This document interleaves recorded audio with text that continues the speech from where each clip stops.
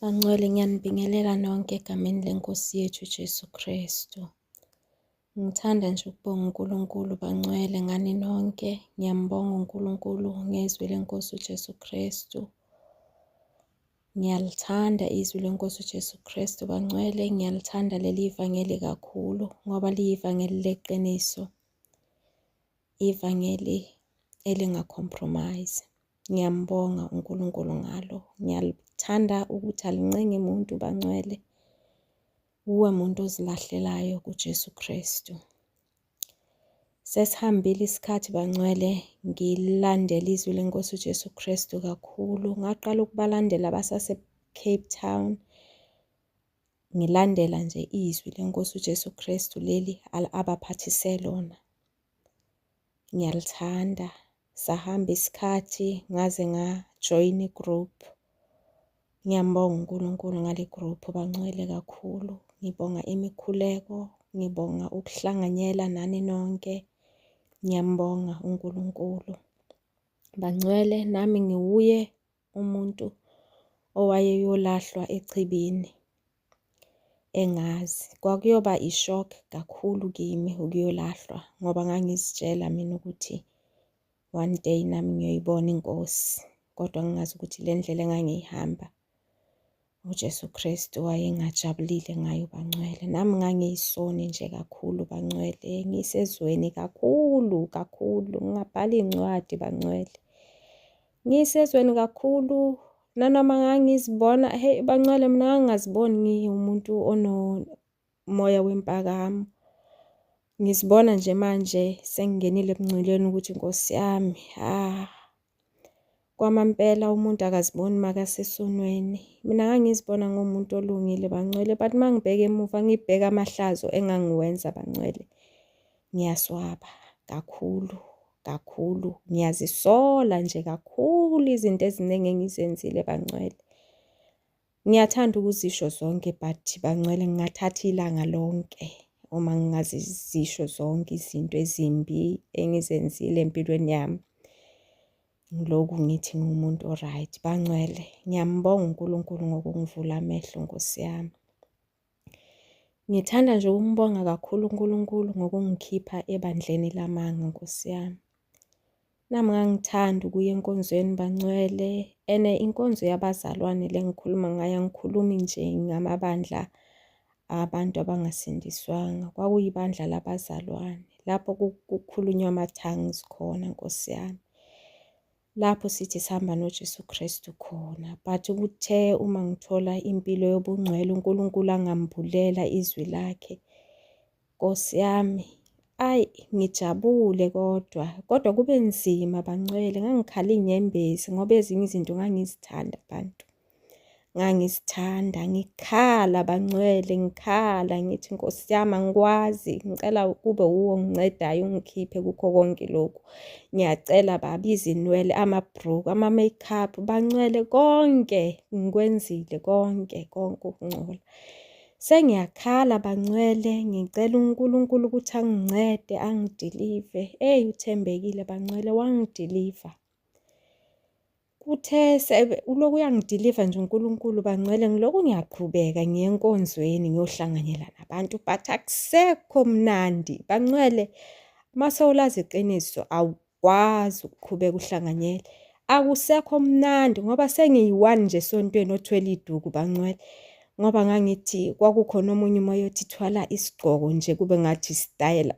Kube khona omunye umoya othi nje cha, angifuni ukwenza into ngibonakale ngathi ngisestyleni, ngifuna ukwenza izwi likaNkulunkulu.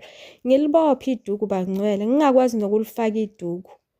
But uNkulunkulu ungincedile sengiyakwazi ukulifaka. Angisakhoni nokuhamba la endlini ngingalifakanga iduku. Sengihlala ngilifakile manje la endlini, but mangisaqala kwakunzima ukufaka iduku. Ngangivale ngilifake nje mangikhuleka, but mawusebungcweleni isikhathi esiningi ngizithola ngikhuleka bangcwele. So sengihlala ngilifakile la endlini iduku, ngihlala ngilifakile la endlini. Ngiyambonga uNkulunkulu. Ngilokhu ngiqhubeka-ke bangcwele, ngiyahamba ngiyesontweni mina, ngiphinde ngiyabuya ngoba noThifani uyathanda naye baya ba-entertainer. Kumnandi esontweni bangcwele, kube ne-service, and then after service sine-cafe, asithengi, it's free, sihlala phansi siyaxoxa, amakhofi, amatiye, nani. Kumnandi nje, i-life nje emnandi, ukuthi nomuntu wasezweni makazile uzizwa esekhaya. Kumnandi bangcwele. But-ke mina njengoba sengingene ebungcweleni manje sengibona nje izinto ezi-wrong, abomama mabaya phambili bayoshumayela ba-overtake sengibona nje izinto ezi-wrong bangcwele. Ayisekho injabulo ukuya kuleli sonto bangcwele. And uNkulunkulu amaphupho wayengibonisa wona. Nkosi bangcwele, ngikhuluma ngamaphupho, lamaphupho wayeza every other week. Kwathi kwelinye iphupho ngiphupha ngathi ngisesontweni bangcwele. But ngisesontweni kunomuntu oqala iculo ngapha, kunomunye oqala iculo ngapha, khona lapha esontweni eli-1 kusho omunye uqala iculo lezangoma. Ngavuka ekuseni ngabona ngathi Nkosi yami, uNkulunkulu ngibonisa i-division nje ukuthi engikuyo into nje engikuyo ukuthi ayikho right for yena. Ngoba mina kwakuwukuthi ngizothi ngizoqhubeka ngizoloku ngibakhulekela nabo ukuthi uNkulunkulu abanceda abavula amehlo, kodwa ngizohlala nabo. But izwi likaNkulunkulu alivumi ngoba nalo liyasho ukuthi siphume phakathi kwabo. Phumani phakathi kwabo.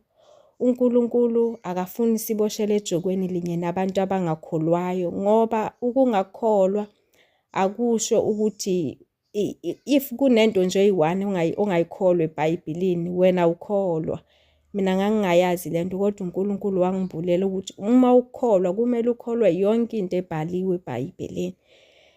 Bangcwele sekubhlungu-ke manje, angisafuni ukuya esontweni ngoba injabulo nje angisayitholi bangcwele. Sengiyithola mangila endlini mangifundizwe ngikhuleke.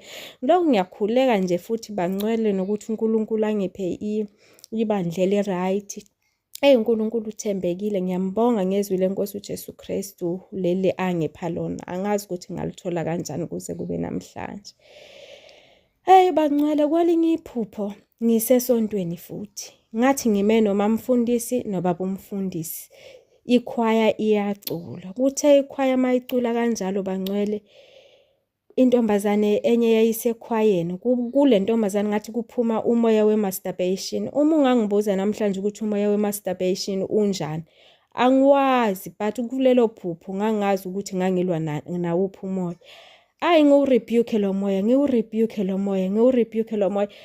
But bangcwele mangithe ngibheka umamfundisi nobaba umfundisi ngendlela baberelaxe ngayo, Nkosi yami bangcwele baberelaxe lokhu kubhlungu engathi ababonanga next. Ngize ngithi mina, Nkosi yami ngabe ngiye ngathatha ivideo ngizobabonisa ukuthi yini lento lengiqeda ukuyibona namanje. But nabo bebayibhekile nami bangcwele, but ngendlela nje baberelaxe ngayo.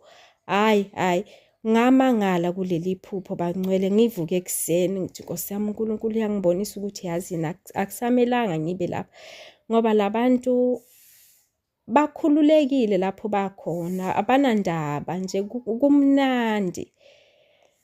Bangcwele amaviki adlule, but ngiphinde ngiphuphe leli phupho yimi ngathi ngisebandleni. Mangisebandleni kanjalo mina ngiphethe i-King James Version.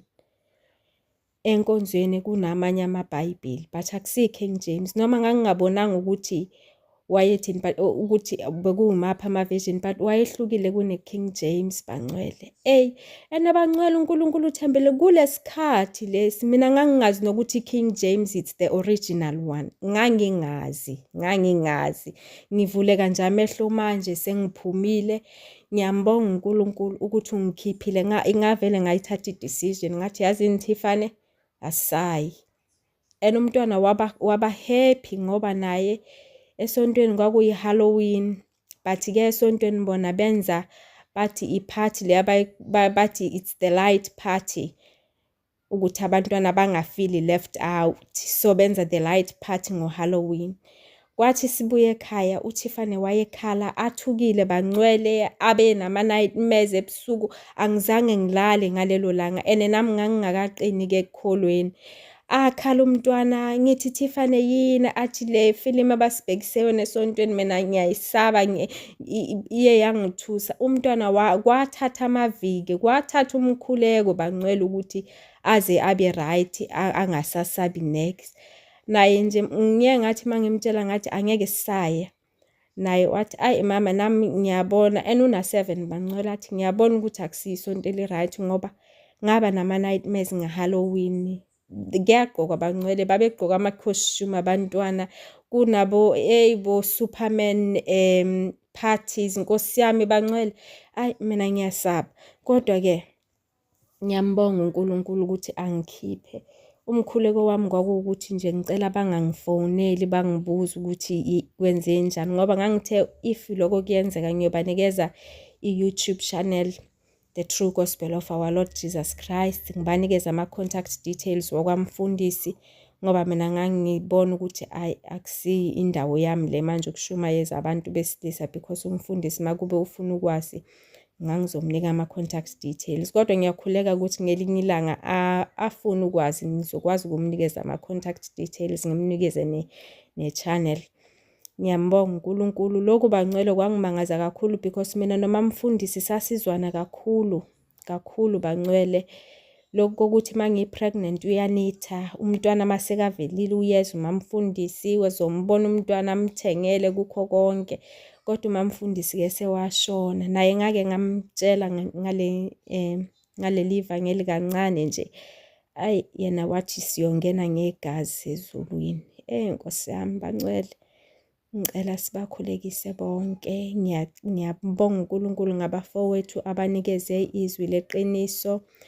Mina nje kusekhaya lamanje, akukho lapho engiyakhona bangcwele, ngizohlala as long as abafowethu behlezi ezwini leNkosi uJesu Kristu. Nami ngiyahlala. Ngibonga abangcwele nje bonke, ngiyanibonga bangcwele ngemikhuleko nakho konke. Ngiyanithanda nje nonke bangcwele kakhulu. uJesu Kristu uyinkosi nomsindisi. Ngiyabonga, uJesu Kristu uyinkosi.